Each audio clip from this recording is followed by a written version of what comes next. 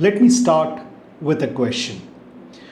Why do so many Indian and Asian investors build company as though they are in San Francisco? I'm sure you came across this quite frequently. They copy the same pitch decks. I have reviewed many pitch decks till now, and predominantly it's the copy and paste of the Western framework.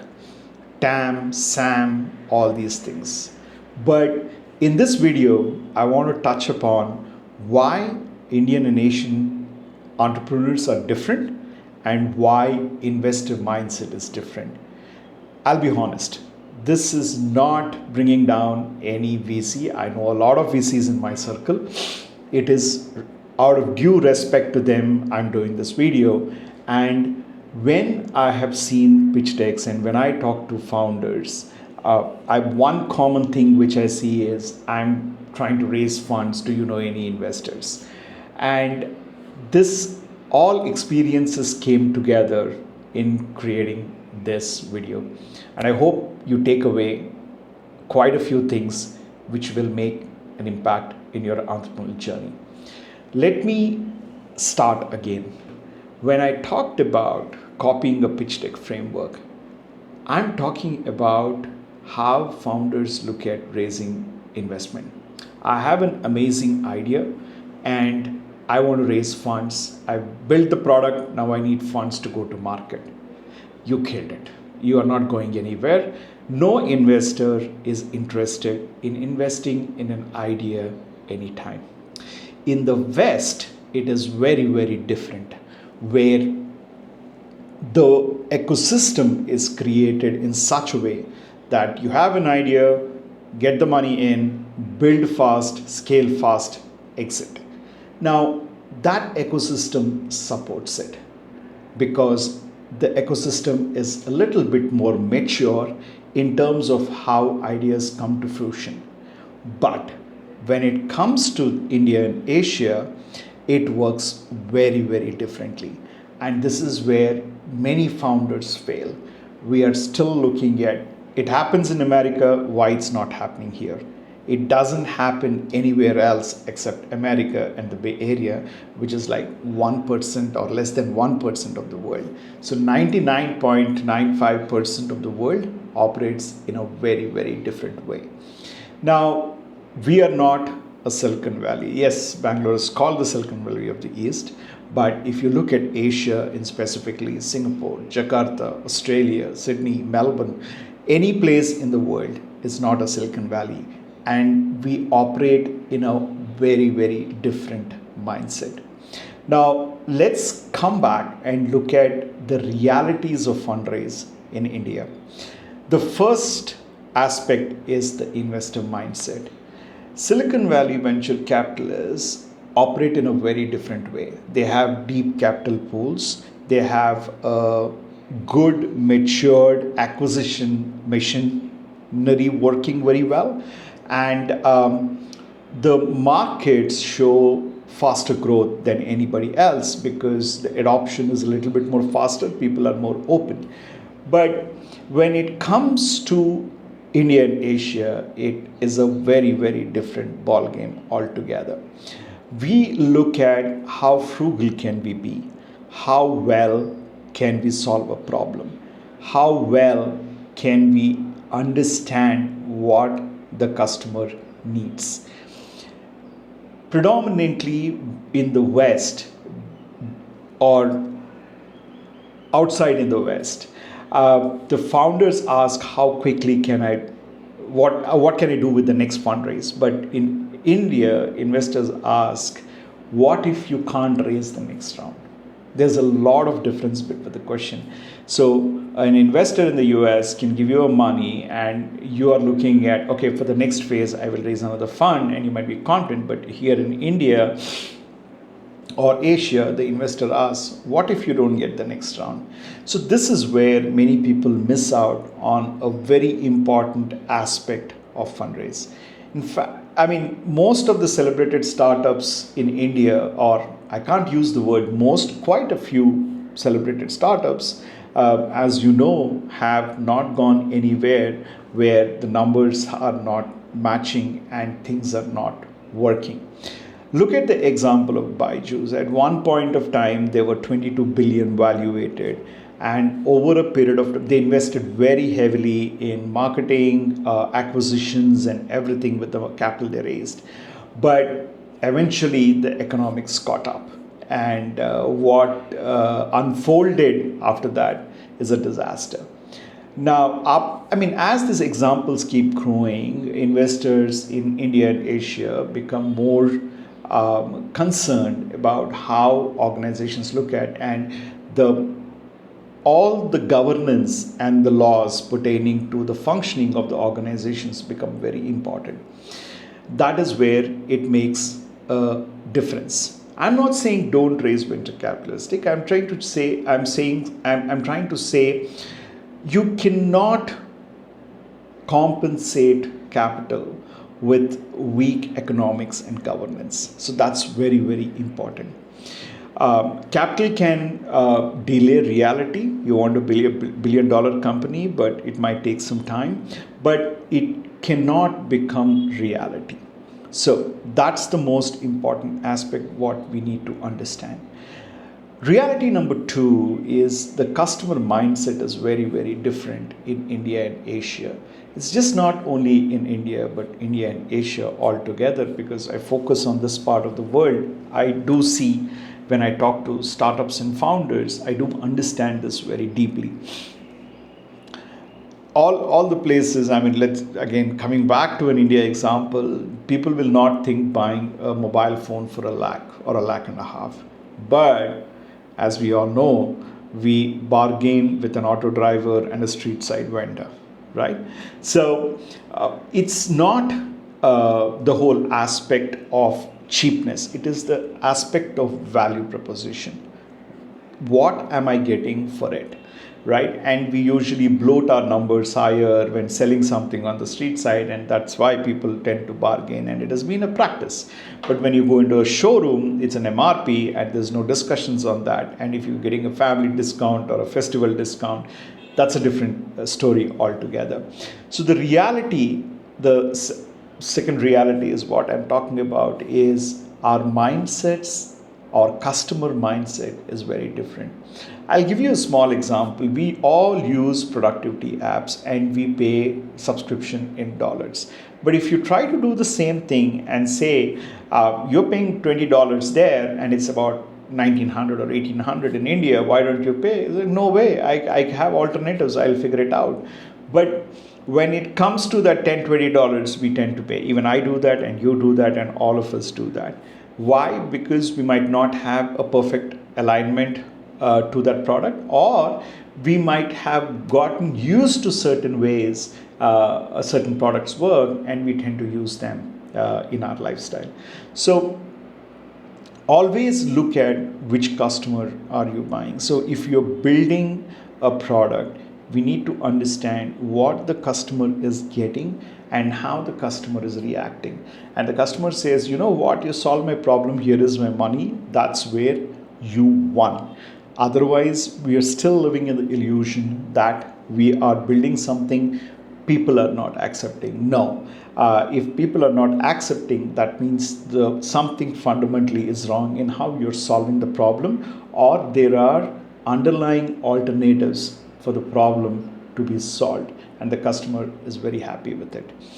When you look at all these aspects, you will understand where it goes from looking at the value proposition from where the customer is coming from, right?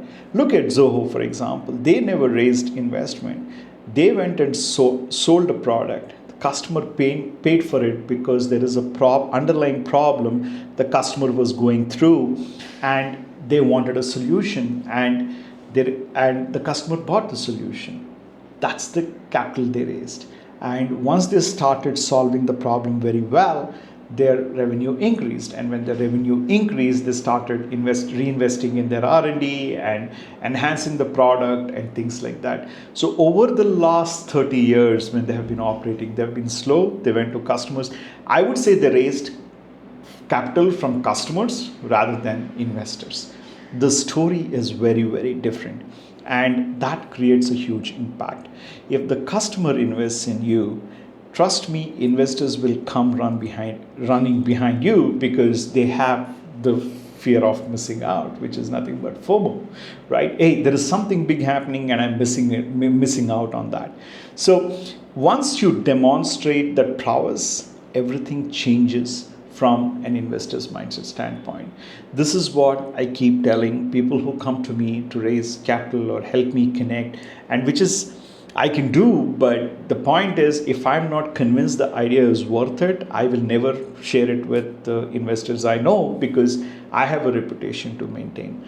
And most of the pitch decks follow the Western template without understanding where I'm selling and how I'm selling. Selling is very, very localized. What sells in India cannot be sold in Singapore. What's sold in Singapore cannot be sold in Jakarta. What's sold in Jakarta cannot be sold in Dubai. And what's sold in Dubai cannot be sold in Australia. So everything is different. So instead of looking at one product from a global implementation, we need to look at a product and a framework which can implement at a ground level. The last reality is the market playbook. As I mentioned before, when you're looking at the market realities, you need to understand how consumers behave in different parts of the world. And when you understand that, you can go ahead and sell globally. But otherwise, I would highly encourage first win in the market where you are playing. It can be India, it can be Singapore, Jakarta, Ho Chi Minh City, or Melbourne or Sydney or Perth, wherever it is. First play the local game. Get your customers to pay from the local market, and then you can define when you want to start growing, and at that time you can start looking at how am I going to expand this into a new global market. Even from a consulting standpoint, when I look at consulting and when I pitch to my clients, I look at it in a very different way. When I'm pitching for an Indian customer, Asia customer, an Australian customer, and a Middle East customer, everybody talks different language, and you need to understand how you need to demonstrate your value proposition to each of these customers. So look at that standpoint and then play that game. One thing I would say before you approach any fundraise is focus on revenue first strategy. When you're building any product, first look at revenue first. Build the product, start talking to customers, sell it to customers, get them to give you the check. I've mentioned this example before, and I want to reiterate this example again in the context where I was talking to a founder who was building an AI platform for in EdTech. So it's an ecosystem between the professors, students, and the college or the university or the school.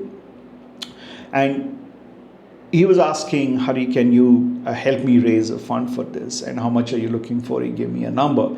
I said, all right, and how much is the revenue today? He said, no, I don't have revenue. Why? He said, Hari, the institutes want me to give them a free trial for a month, and then they will decide if it is useful and they'll buy. I said, so you are spending your own money, which is fine for the credits, AI credits, but what is the guarantee they will subscribe later? Hari, I don't know. I mean, I'm very confident that I can convince them to buy. No.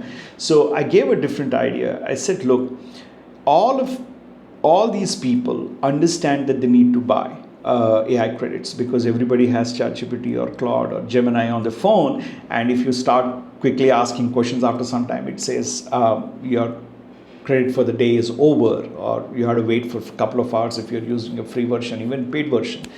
So I told them, look, go to them and say, look, this is not free. So what I can do is, this is the cost of my subscription once you like it, but please play me on actual and for this free month. And after the month, when you subscribe, I will include the cost in the annual subscription. So in that way, you are bringing the customer to reality, and also you're having a guaranteed aspect that they will buy because they have spent the money and they started using it. What happens is after the month they'll say, okay, we found this value or fix these things, we will buy something. You are getting because they paid that small amount which you've asked, and when they come back to take the annual subscription, you give them a discount of whatever this is so that they feel good about it. He said, no, it doesn't work like that. I said, then investors are not going to look at the idea because from the beginning it can't be capital heavy. If it is capital heavy to push for marketing or buying credits or something, investors would not invest in those kind of ideas. And I don't know what happened after that. So build on the revenue first strategy and focus on getting your first 10 customers to pay. That's how we've grown Haplo, and that's how I'm enhancing my consulting business too. So even for my consulting business, it didn't happen overnight. It took about 2-3 years for me to come to a point where I understand what the customer look for and give them a short-term return on a small investment, and that becomes my hook so that they can see my work and then continue to engage me in what they're looking for. So that's how the whole thing works. And when you approach it in a revenue first strategy, you create your own independence, you create your own leverage, and create the FOMO for people who are looking to invest in companies which are at high growth. So revenue creates absolute independence and gives you a huge leverage, right? The classic example I keep giving is Yulu. They raised about 93 million this year, few months ago, and the way they approached the investor is very different. They said, look, our operations are profitable as of 2025 March filings, right? We are very happy with what we're doing and we're growing slowly. But if you can invest in us, we can grow faster in other cities. Trust me, in this case of a scenario, investors would really, really run behind you rather than you going behind. The conversation becomes different. Look at the example of the EdTech guy and look at Yulu. Both are very different. One is asking money to grow, and one is saying, look, I've already grown, I'm profitable as of last year financial records. Here is my financial statement, bank statement, and everything. If you can give me money, I'll go to 10 cities much faster. And people would be very interested to invest in those kind of organizations and startups which are creating that impact. Yes, there is definitely difference when you go into deep tech startups. Yes, you are capital intensive and everything, but there are other ways to raise money in India and everywhere, even in Australia, even in Asia Pac.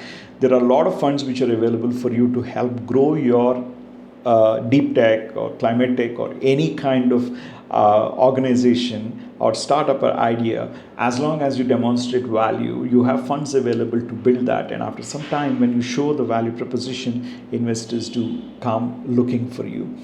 Now, when bringing all these things into consideration, as I said, all these things create the FOMO for the investors. People will run to you to invest and grow their money and also help you grow. All these things put together, my Liquid Ocean framework, which I keep talking about, has 4 pillars: the story, the value, execution, and reputation. What's your story? Why are you solving the problem? And why do you feel you are the best person fit to solve that problem? Don't jump into dream problem solving. That will not get you anywhere because you have to live the problem. And for this, another classic example is Zerodha, right?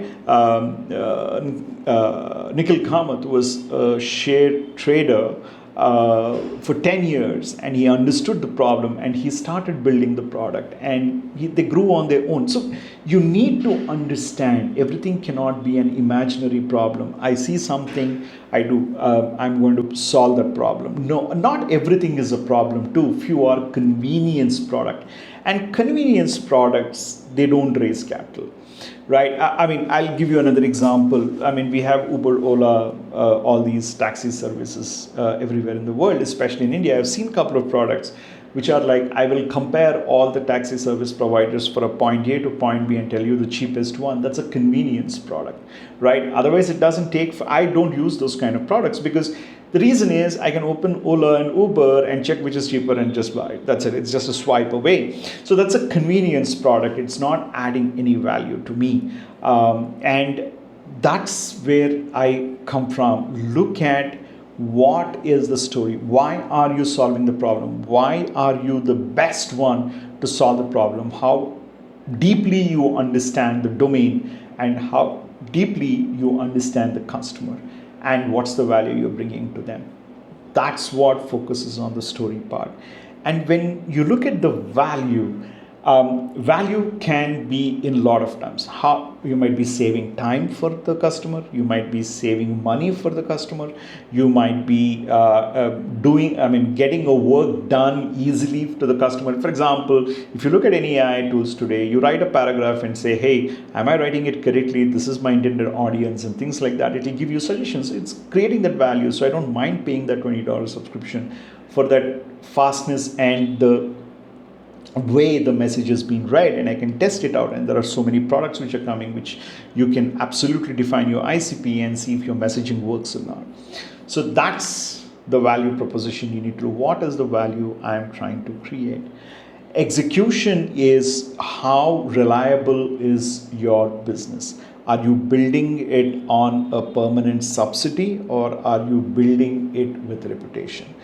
When you repeatability, let me put it that way, not reputation. So when I say these two words, if you are spending 150 rupees for, or $100 for solving a problem which is worth $150, and you're going to survive on subsidy, it will not last long. So you need to look at how your execution can be repeatable and standardized. Look at my Toyota video if you want to understand how Toyota builds systems which can, repeat and go precision, right? And that's when you make an impact.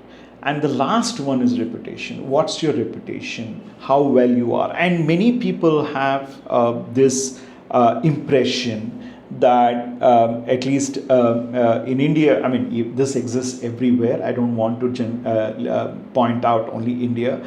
If you're from Princeton, Wharton, Harvard, IITs, IIMs, Asian School of Management, or National University of Singapore, or something like that, you get funding faster. No, it adds a credential that you worked hard to be there. Beyond that, it doesn't add any value. I can give you examples of these top school guys who went and built companies which actually vanished in thin air after some time. So there are both sides of the coin. So don't think that, hey, I should be from a reputed organization, or I should be from a reputed company to raise a fund and things like that. No, investors look at, you can be anything. Investors look at what is the value, what you're creating, what is your product, how simple it is, how fast can you acquire a customer, and how strong is your revenue pipeline. I'll give you a small example. I mentor a few startups which are in rural areas through an organization called Gramina Incubation Center. So I was listening to the story and met the person. There was one lady who actually is deaf and dumb. Okay, and they help these kind of people, or any kind of people, for starting small businesses in their localities.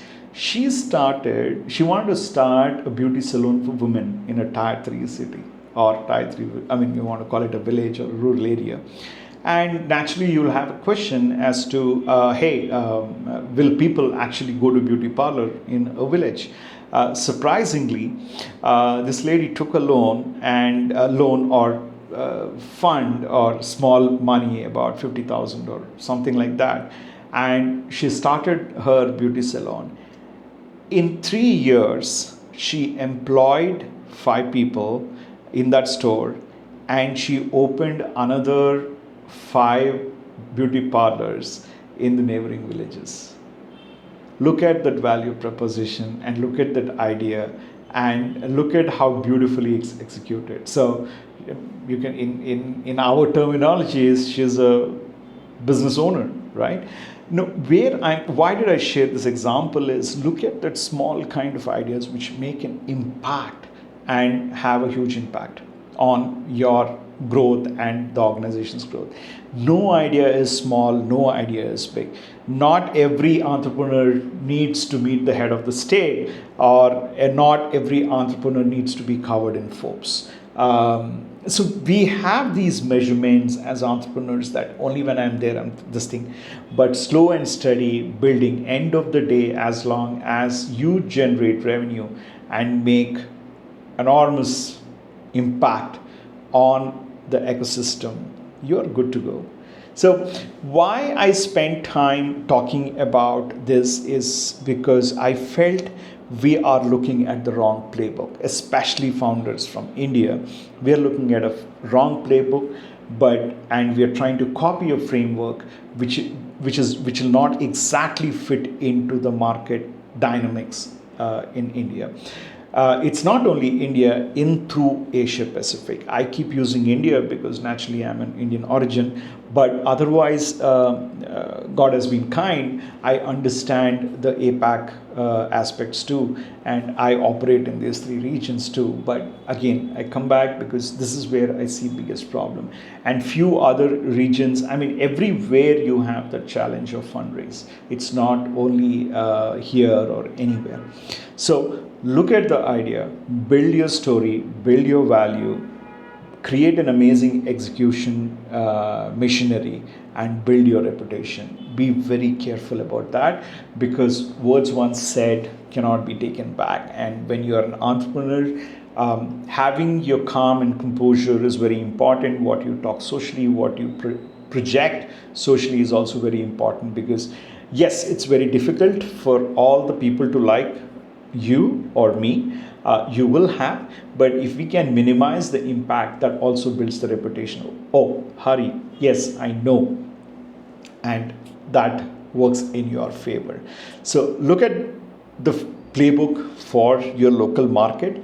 Don't just copy and paste from global markets. If you still have questions, I have my top mate link down. Please do set up some time and I can help you with that. Thank you.